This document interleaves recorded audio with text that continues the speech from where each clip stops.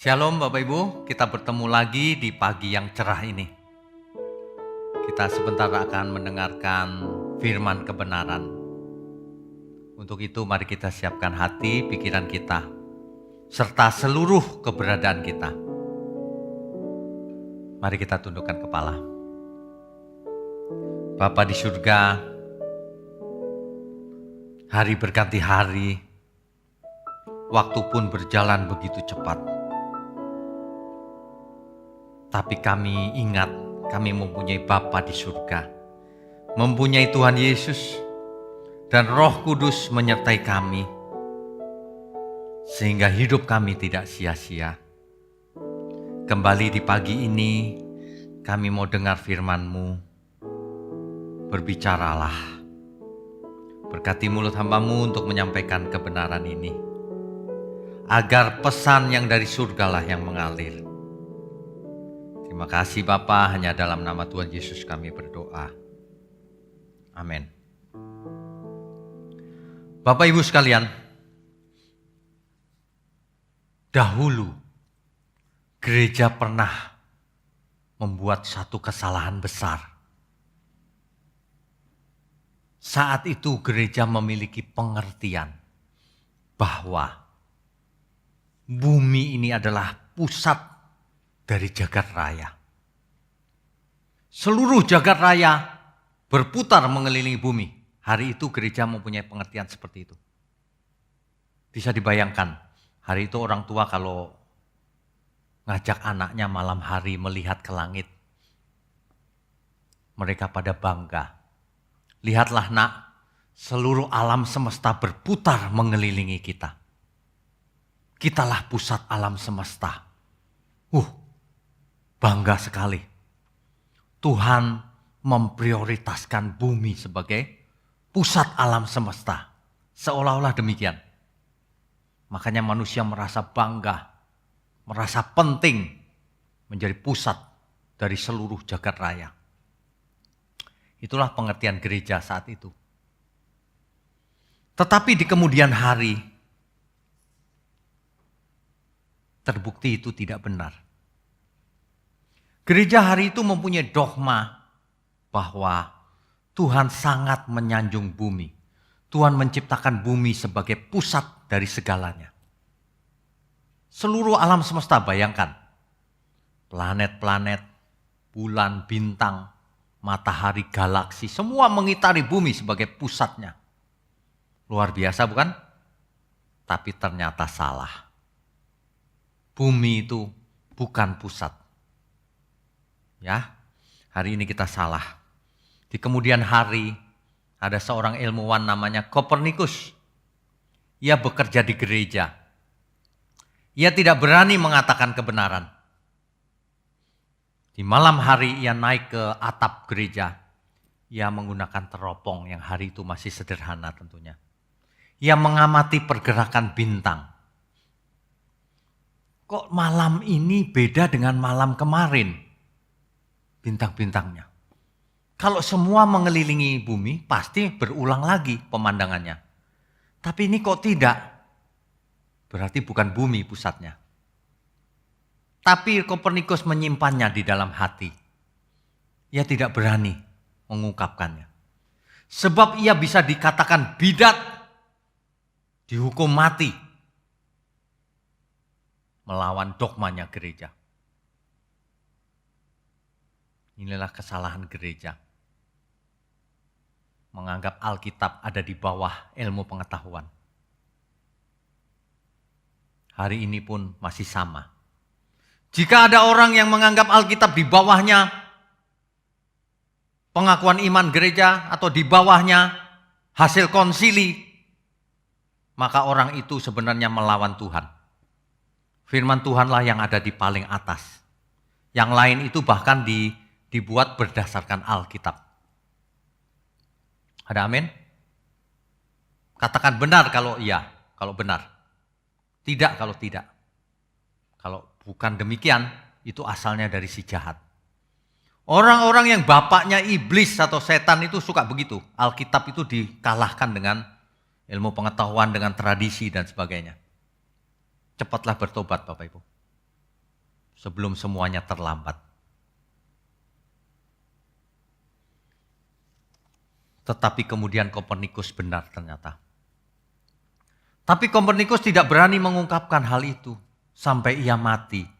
Ia hanya menulis. Dari tulisannya itulah kita sekarang tahu Kopernikus benar. Meskipun hari ini masih ada juga yang percaya bahwa bumi ini datar, Bapak Ibu. Ada. Jadi mungkin dalam bayangan mereka bumi ini seperti piring gitu. Gepeng, datar. Nanti bulan, bintang semuanya datar-datar gitu. Kumpulan piring mungkin dia pikir. Ini serius loh, hari ini masih ada yang percaya demikian. Membela mati-matian. Para ahli fisika sudah tahu Pak, ngarang-ngarang cerita. Ya, manusia itu memang aneh. Enggak pinter tapi merasa pinter. Diperlukan waktu yang sangat lama untuk mengadopsi kebenaran. Untuk mengoreksi apa yang salah. Lama sekali Bapak Ibu. Demikianlah yang terjadi dengan sebagian gereja-gereja hari ini. Gereja mengajarkan bahwa pusat dari segalanya adalah diri sendiri, manusia. Masa sih Pak? Masa sih saya nggak pernah dengar? Ya tidak bicara begitu, tapi ajarannya mengajarkan begitu. Sehingga setiap orang merasa someone. Aku anak raja. Sebenarnya itu tidak salah, tapi konteksnya perhatikan baik-baik. Aku anak raja, aku berhak ini, berhak itu, aku berhak kaya. Akulah bintangnya, akulah tokohnya. Tuhan menciptakan semuanya ini untukku. Seolah-olah begitu, bahkan Tuhan ada untukku. Apa buktinya? Aku klaim janjimu Tuhan. Untuk siapa? Untukku. Suami istri seringkali suaminya berkata sama istri, istriku kamu mestinya mengerti aku. Akunya yang disebut. Perhatikan baik-baik. Kalau di gereja gembalanya kayak raja. Menjadi pusat aku. Ini dia ciri-ciri kesesatan. Ciri-ciri penyelewengan. Ya kita tentu menghormati. Tapi sepantasnya, bukan mengkultuskan. Ya, gereja banyak yang mengajarkan pusatnya diri sendiri.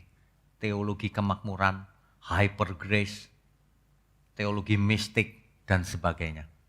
Mereka tidak peduli perasaan Tuhan. Mereka memanjakan perasaan diri sendiri. Kalau saudara ingin sesuatu, percayalah, engkau sudah menerimanya. Begitu kan ajarannya? Pusatnya diri sendiri. Bahkan mencari Tuhan dalam rangka untuk diri sendiri. Perhatikan itu. Ketika ketemu Tuhan, aku klaim janjimu Tuhan. Aku klaim berkat-Mu. Aku percaya engkau pasti ampuni aku. Aku terus yang dibicarakan. Orang-orang semacam itu kelihatan cara hidupnya sehari-hari. Egois. Makanya kalau ada bencana, perhatikan caranya bersaksi orang-orang ini. Saudara tahu nggak? Semua rumah kebakaran. Rumah saya yang nggak kebakaran. Aku dilindungi Tuhan. Itu nggak tahu diri itu. Di tengah-tengah orang lagi susah, kesaksian malah membanggakan diri. Seolah-olah bersaksi buat Tuhan. Tidak tahu diri itu namanya. Justru kalau rumah kita sendiri yang gak kebakaran, kita gak enak hati. Kita harus menolong mereka, membagi. Dulu saya pernah dengar tuh, ada orang, banyak hamba Tuhan yang bersaksi begini. Kalau dunia lagi resesi, kita resepsi saudara. Bodoh banget kalimat ini. Resepsi lagi. Kalau dunia lagi resesi, kita harus jadi anggur. Dan anggur yang tercurah, roti yang terpecah. Katakan amin. Ini pasti banyak yang tersinggung ini. Kalau tersinggung itu jangan cuma tersinggung, bertobat.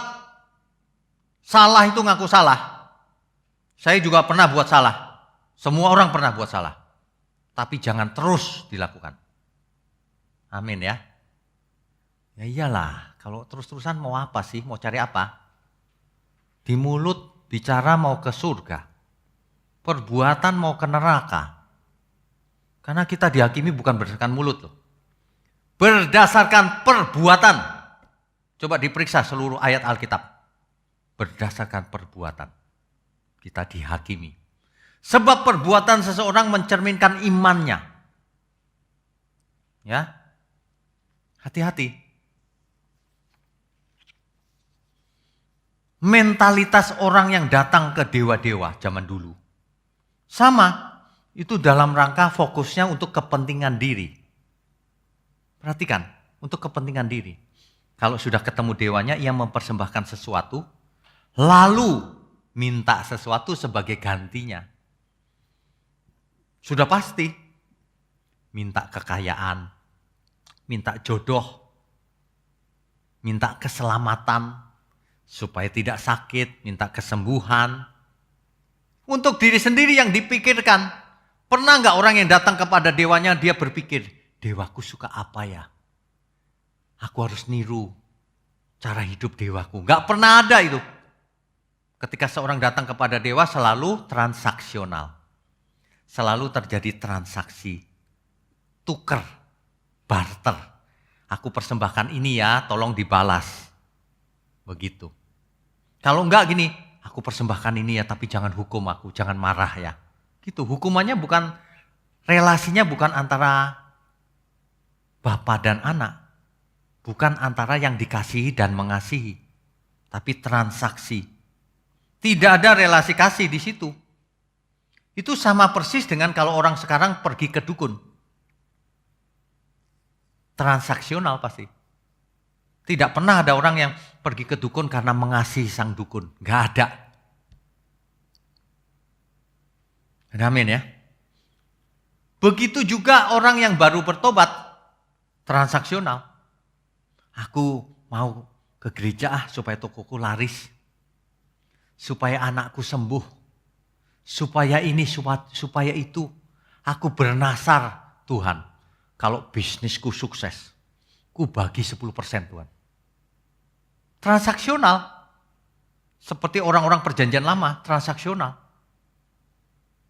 Yakob aja transaksional. Tuhan, aku bernasar. Kalau engkau selamatkan aku tiba sampai di rumah. Engkau akan jadi Allahku. Yakob masih begitu. Apa kita mau mesti seperti begitu? Sudah zamannya anugerah. Mestinya kita semua belajar loh. Banyak orang gak belajar.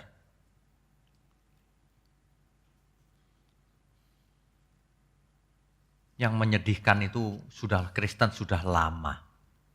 Masih seperti itu. Itu artinya pusatnya diri sendiri. Gak berpikir kepentingan Tuhan. Tuhan, apa kehendakmu ya aku mau lakukan untuk menyenangkanmu. Kan begitu ya? Gak dilakukan. Karena pola pikirnya salah. Egosentris.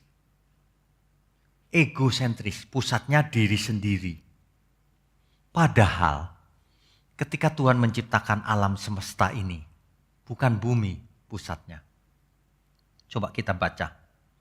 Pusatnya bukan manusia. Jangan GR. Roma 11 ayat 36. Coba kita baca. Roma pasalnya yang ke-11 ayat 36. Sebab segala sesuatu adalah dari Dia dan oleh Dia dan kepada Dia. Bagi Dialah kemuliaan sampai selama-lamanya. Jadi semuanya diciptakan Tuhan untuk siapa? Ada orang bertanya sama saya begini, Pak, alam semesta ini kan tak terhingga luasnya. Ya betul. Untuk apa diciptakan Pak?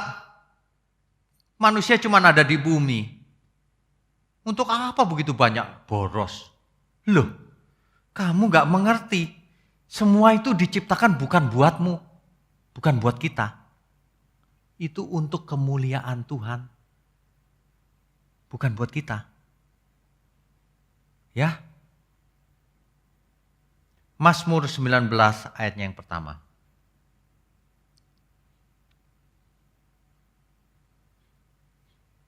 Saya bacakan ya. Di Alkitab elektronik ini ayatnya yang pertama.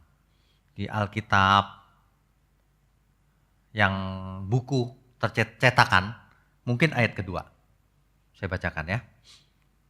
Untuk pemimpin biduan Mazmur Daud. Langit menceritakan kemuliaan Allah dan cakrawala memberitakan pekerjaan tangannya. Jadi kalau Tuhan menciptakan langit dan bumi yang begini luas, itu menceritakan pekerjaan tangannya. Menggambarkan kemuliaan Allah. Amin. Kita harus mengerti mulai sekarang. Seandainya dari surga ada lampu sorot, sorotannya enggak ke kita, bukan kita tokohnya. Bintangnya bukan kita. Bintangnya bukan bumi ini, ya. Kita harus tahu diri. Manusia pertama jatuh karena ingin menjadi pusat. Mementingkan diri sendiri. Coba kita baca Kejadian 3 ayat 5. Kejadian pasal 3 ayatnya yang kelima. Mulai dari ayat keempat dulu ya. Tetapi ular itu berkata kepada perempuan itu, sekali-kali kamu tidak akan mati.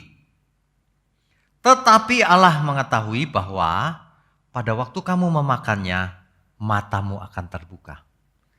Dan kamu akan menjadi seperti Allah. Tahu tentang yang baik dan yang jahat. Manusia jatuh karena ditawarin, kamu akan menjadi seperti Allah.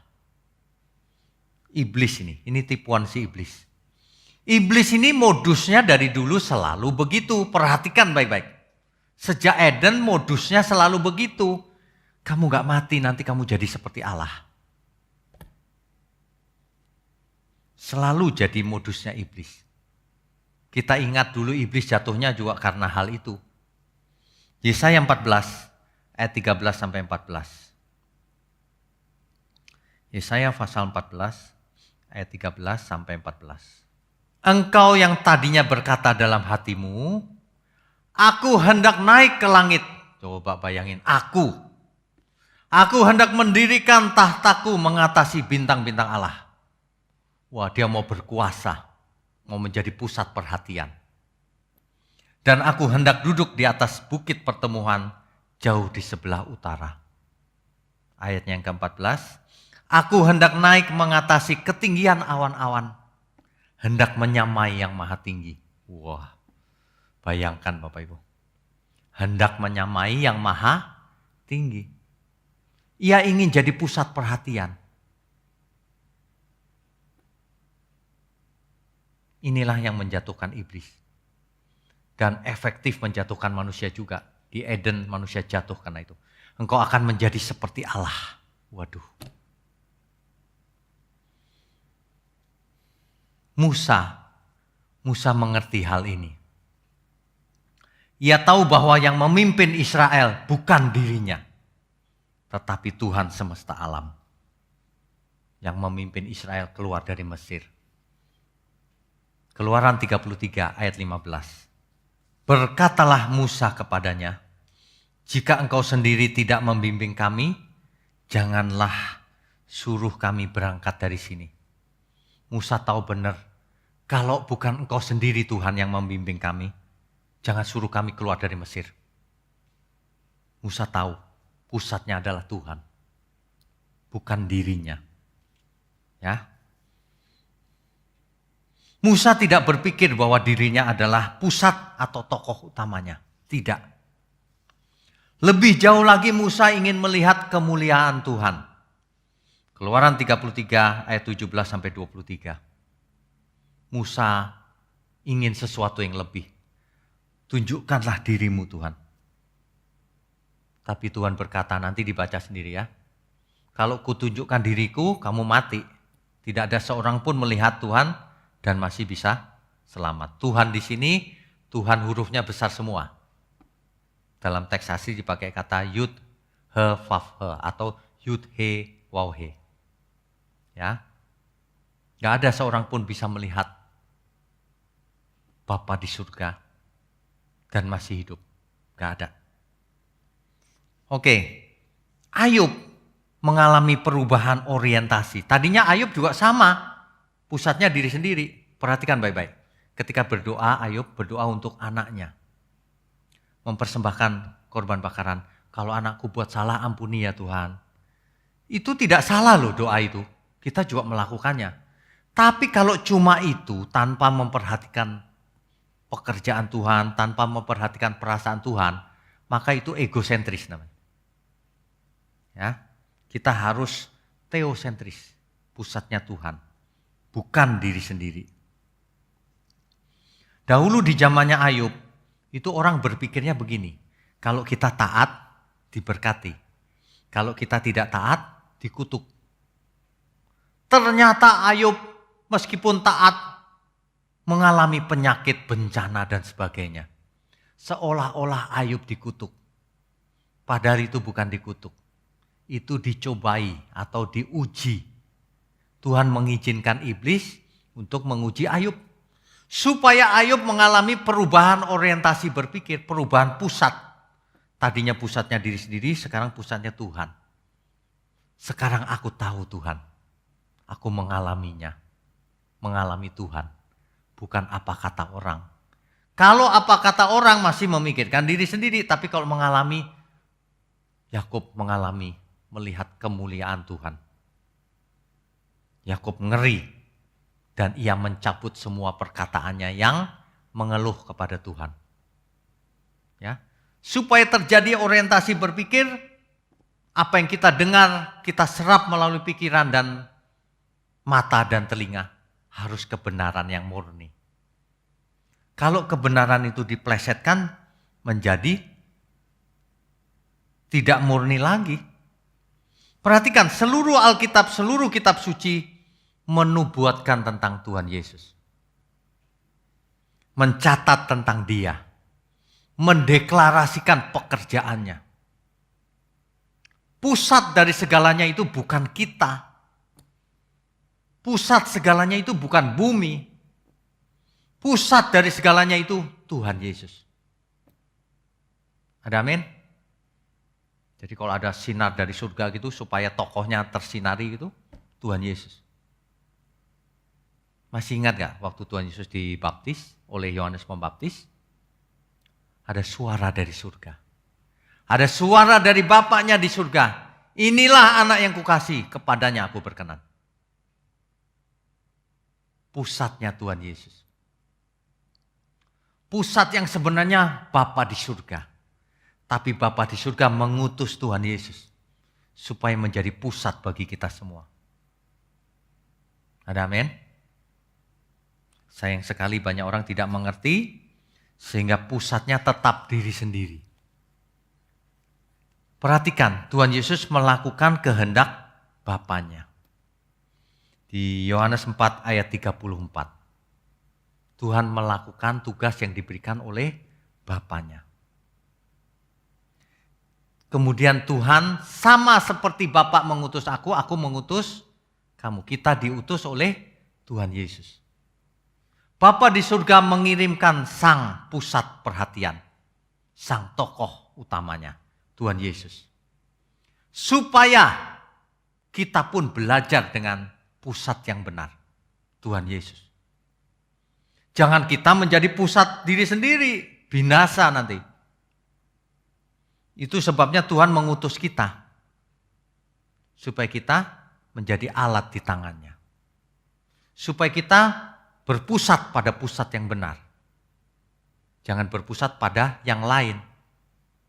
Supaya kita fokusnya difokuskan pada fokus yang benar. Tuhan Yesus menjadi pokok keselamatan bagi kita semua. Apa artinya? Artinya kita semua harus menempel seperti pohon, kita rantingnya kita harus menempel pada pokok itu. Kita harus belajar kepadanya, hidup menurut kehendaknya. Hidup di dalam Dia. Itu artinya. Tuhan Yesus sebagai imam besar agung kita. Itu Ibrani 4 ayat 14. Coba kita baca ya. Ibrani 4 ayat 14. Karena kita sekarang mempunyai imam besar agung yang telah melintasi semua langit, yaitu Yesus anak Allah, baiklah kita teguh berpegang pada pengakuan iman kita. Kita mempunyai imam besar agung itu tidak sembarangan. Imam besar kita, Tuhan Yesus itu sudah melintasi segala langit. Seluruh langit sudah dilintasi. Padahal langit itu tak terhingga. Amin ya. Pusat yang benar itu Tuhan Yesus. Pandanglah Yesus yang memimpin kita dalam iman. Yang membawa iman kita kepada kesempurnaan. Kalau kita memandang pusat yang benar, berpusat pada yang benar, maka kita akan menuju kesempurnaan iman kita. Jadi pusatnya adalah Tuhan Yesus. Dikatakan dalam Kolose 1 ayat 15. Kolose 1 ayat 15. Ia adalah gambar Allah yang tidak kelihatan. Ia adalah gambar Bapa di surga yang tidak kelihatan. Ia mewakili Bapa di surga. Banyak orang kalau membaca ayat ini lalu kesimpulan, ia adalah Bapa di surga. Bukan. Ia adalah gambar Allah Bapa yang di surga yang tidak kelihatan. Sebab Bapa di surga mengutus Tuhan Yesus. Supaya semua orang memandang kepadanya. Supaya ia menjadi pusat dari segalanya. Kalau mau selamat. Itulah sebabnya iblis berusaha menciptakan pusat-pusat yang lain. Ikut dia kalau mau selamat, yang lain. Bahkan iblis dengan liciknya memplesetkan bahwa Tuhan pun ada untukmu. Pusatnya mau dirubah kita. Makanya orang egois sekali hidupnya. Kita perhatikan saja. Jadi kalau pusatnya Tuhan Yesus, artinya seluruh hidup kita ini kita arahkan kepada sang pusat Tuhan Yesus. Di samping kita ada mamon, ada semua hal yang ada pada kita arahkan kepada Tuhan Yesus. Amin ya, mengerti ya filosofinya? Tetapi banyak ajaran yang begini, kita datang kepada Tuhan Yesus untuk mendapatkan mamon, untuk mendapatkan dunia ini. Salah arahnya. Mengerti Bapak Ibu? Amin. Justru kita dengan semua ini kita mau datang kepada Tuhan Yesus, mempersembahkan diri. Ajaran-ajaran teologi kemakmuran. Yang mistik-mistik, hyper grace gitu ya. Pasti begitu. Datang kepada Tuhan, berdoa dan segala sesuatu untuk minta kekayaan, untuk minta berkat, untuk minta jodoh, untuk minta tokonya laris. Tuhan dijadikan penglaris. Memangnya nggak boleh Pak? Loh, kita minta itu pada Tuhan, tapi bukan untuk memuaskan diri sendiri. Kau minta untuk apa? Untuk memuaskan diri sendiri pasti.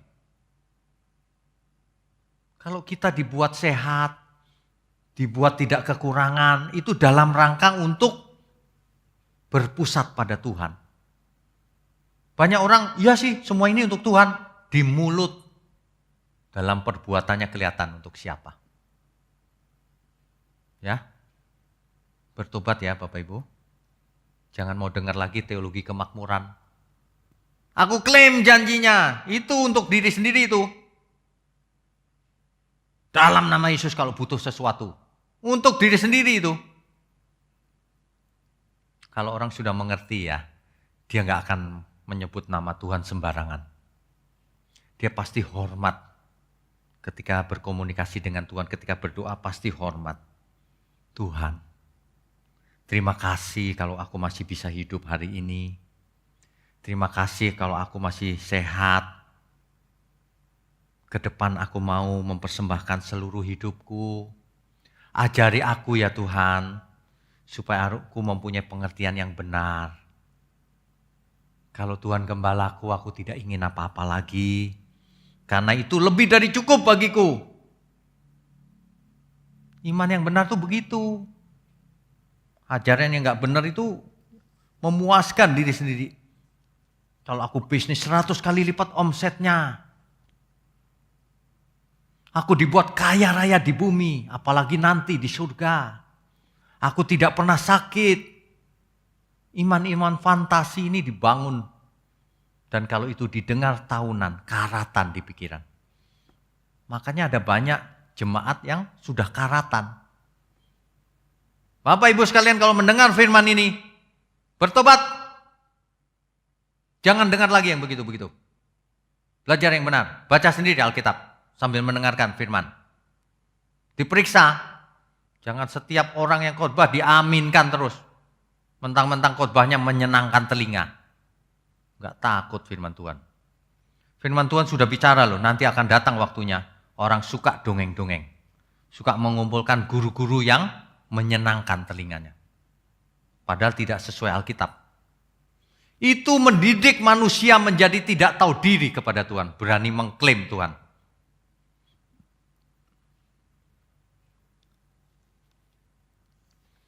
Kita kalau masih punya waktu, mari kita bertobat. Ya. Ingat modusnya iblis. Ingin menjadikan diri sendiri sebagai pusat. Sesungguhnya kamu gak akan mati kalau makan buah itu. Nanti kamu menjadi seperti dia. Itu iblis. Karena dia sendiri begitu. Aku hendak naik ke langit, mengatasi bintang-bintang Allah. Ingin menyamai yang maha tinggi. Hari ini semua manusia dicoba oleh iblis dengan berbagai cara. Supaya berpusat pada diri sendiri. Kamu hebat, kamu pengkhotbah hebat. Wah, lalu sombong. Kamu kalau khotbah, kamu itu bernilai tinggi. Pasang tarifmu, jangan murah-murah. Kamu anak raja. Itu ajaran iblis itu. Kalau dikasih persembahan kurang, minta lagi. Gak malu. Kok itu dagang apa hamba Tuhan? Waduh, saya kok percaya ya orang-orang seperti itu pasti binasa. Kalau tidak bertobat. Makanya siapapun Bapak Ibu, mau sudah tua atau masih muda, ayo bertobat. Jadi hamba Tuhan itu gak usah dapat apa-apa juga itu sudah anugerah. Kok pasang tarif? Kalau diundang minta hotel bintang 5, minta ini, minta itu. Kamu itu artis apa? Hamba Tuhan. Itu bukan hamba Tuhan, itu hamba setan namanya. Saya itu kalau ngomong kadang-kadang ceplos-ceplos ya. Tapi benar itu hamba setan, kamu tidak sadar bahwa itu dipakai setan. Banyak orang tersandung, tahu nggak? Oh, pendeta begitu ya. Aku nggak mau jadi Kristen. Begitu.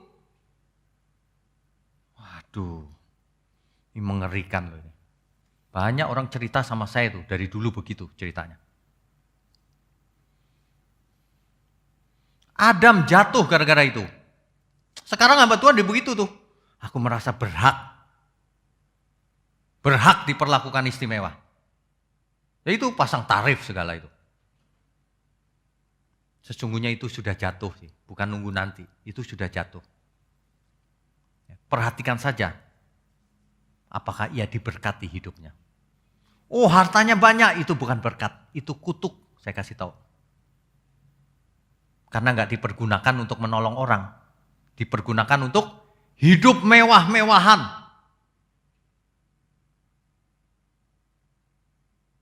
Kalau ada yang mendengar firman ini dan melakukan hal itu, bertobat. Kalau ketemu Tuhan, itu pasti disuruh begini. Jual seluruh hartamu. Ikut aku. Kasih ke orang miskin. Pasti, karena terikat hartanya. Padahal Tuhan juga tidak begitu harusnya. Terhadap semua orang Tuhan begitu? Enggak. Terhadap orang yang terikat oleh harta. Padahal harta itu harus dipergunakan untuk pekerjaan Tuhan. Loh, saya ngomong ini benar gak sih? Kalau salah ya Bapak Ibu nggak usah dengerin saya udah. Tapi kalau benar harus diaminkan. Saya itu berharap para pengkhotbah dengar khotbah ini sih sebenarnya. Supaya mereka sadar ya, diingatkan. Mungkin selama ini keenakan gitu kali ya. Aduh, ini berat loh. Tadi pagi ketika saya lihat tema ini, waduh nanti saya nyerang orang lagi nih dipikir. Bukan, ini kebenaran. Jadi intinya adalah kalau orang harusnya berpusat pada Tuhan, sekarang pusatnya diri sendiri, atau hal-hal lain yang tidak penting, yang fana, bukan yang kekal. Padahal pusat kita harus sesuatu yang kekal. Untuk apa berpusat atau berfokus pada yang tidak kekal? Yang malah menjerumuskan. Banyak orang yang bicara sama saya. Banyak orang itu Pak datang ke Tuhan cuma mau cari transaksi katanya. Cari Tuhan untuk mendapatkan berkat, untuk mendapatkan kekayaan. Apa bedanya sama dukun katanya begitu. Jadi sandungan Bapak Ibu. Mari kita tidak jadi sandungan. Mari kita bertobat lagi. Sebenarnya Injil seperti itu Injil palsu. Aslinya Injil gak begitu, Alkitab itu. Itu adalah Injil palsu yang disampaikan oleh para hamba palsu, guru-guru palsu.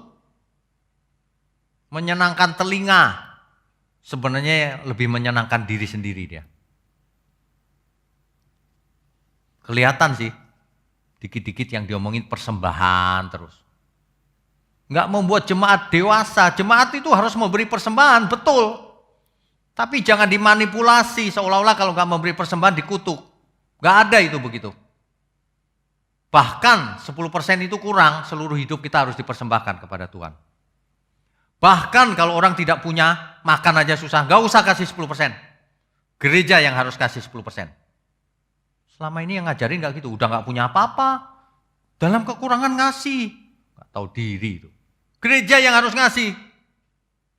Ini ajaran-ajaran aneh. Ada orang yang cerita sama saya, Pak saya bayar persepuluhan dari ngutang Pak. Loh persepuluhan kok dari ngutang? Iya Pak nanti kalau dibalas 100 kali, saya bisa bayar utang dan untung banyak Pak. Waduh,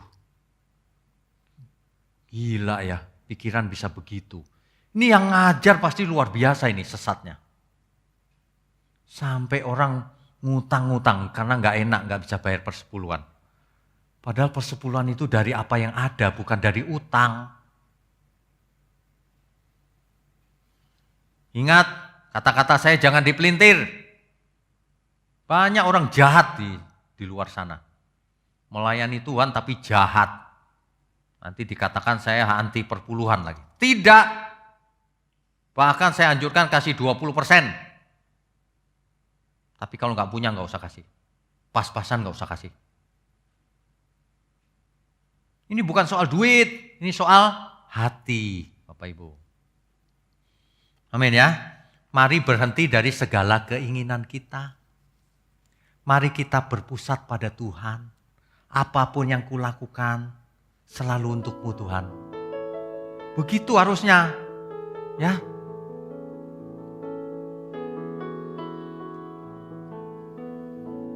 Bapak Ibu sekalian, mungkin Bapak Ibu ada yang mendengar lagu ini.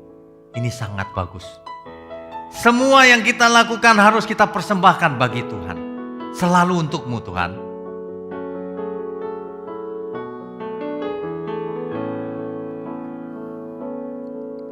Selalu untukmu, selalu untukmu, Tuhan dan Rajaku.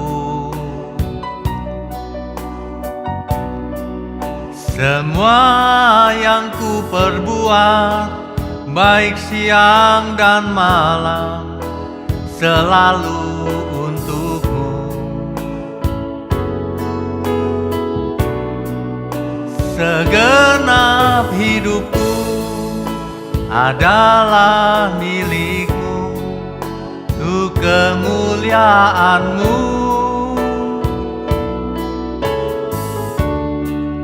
Sampai ku tua nanti, sampai di surga nanti, selalu untukmu. Bapak Ibu sekalian, Kalau selalu untukmu ini dirubah selalu untukku, itu jadi kacau. Bayangkan, selalu untukku, dan selalu untukku. Wah, kacau itu. Banyak orang dunia itu ke gereja tapi filosofinya selalu untukku. Itu sudah terpeleset oleh ajaran iblis pasti. Mari kita hidup yang tulus, Bapak Ibu. Mari kita hidup yang tulus. Jangan hanya dengan mulut, terutama dengan perbuatan. Katakan dengan tulus. Selalu untukmu, selalu untukmu, Tuhan dan Rajaku. Semua yang ku perbuat, baik siang dan malam, selalu untukmu.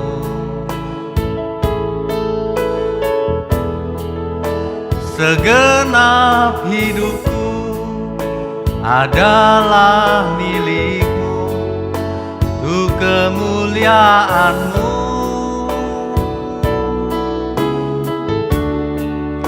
Sampai ku tua nanti, sampai di surga nanti, selalu untukmu, selalu untukmu Tuhan.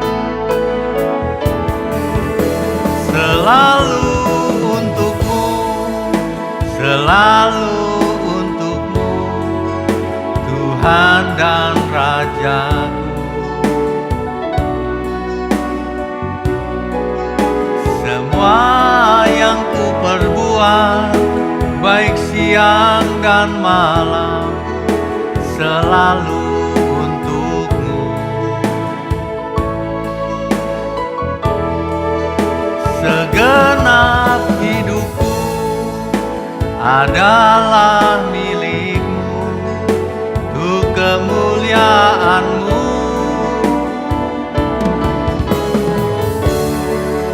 Sampai ku tua nanti, sampai di surga nanti, selalu untukmu. Sampai ku tua nanti Tuhan.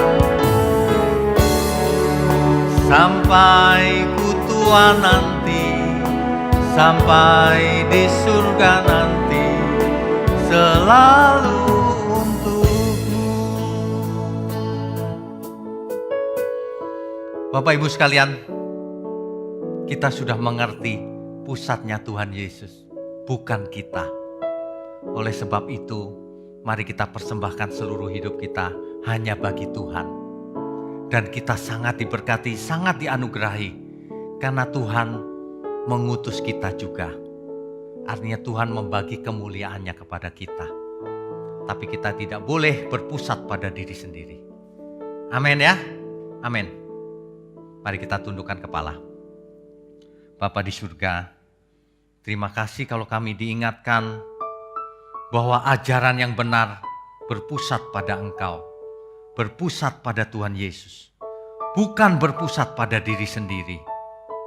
Tuhan, terima kasih kami adalah anak-anak Bapa di surga yang sangat beruntung, boleh memanggil Bapa, memiliki Tuhan Yesus, memiliki Roh Kudus, sehingga kami semua dibentuk, dididik untuk melakukan segalanya hanya bagi Tuhan, hanya untuk-Mu Tuhan.